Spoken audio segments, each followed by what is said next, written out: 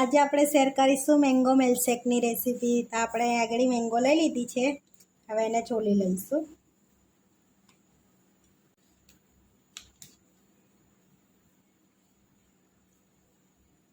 આ રીતે આપણે કટ કરીશું।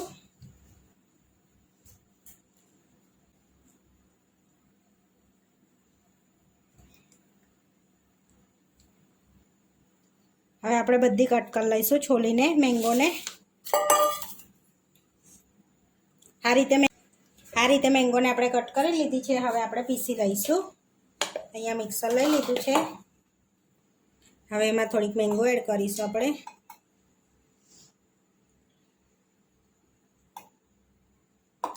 અહીંયા આગળ 2 ચમચી આપણે ખાંડ એડ કરીશું।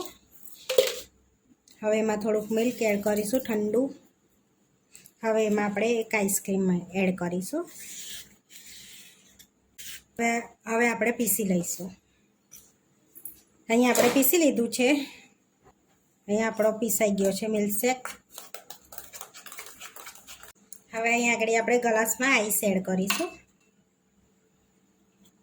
હવે મેંગોના ટુકડા એડ કરીશું આપણે 1 ચમચી।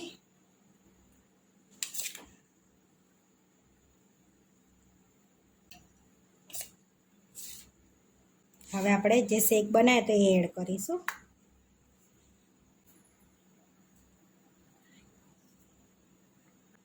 પર ફરી થોડાક મેંગોના ટુકડા એડ કરીશું। હવે એની પર આપણે આઈસ્ક્રીમ મૂકીશું।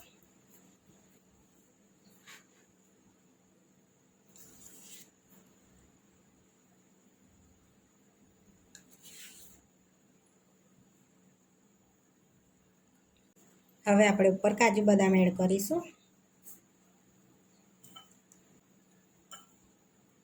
આપણો મેંગો મિલ્કશેક બનીને રેડી થઈ ગયો છે।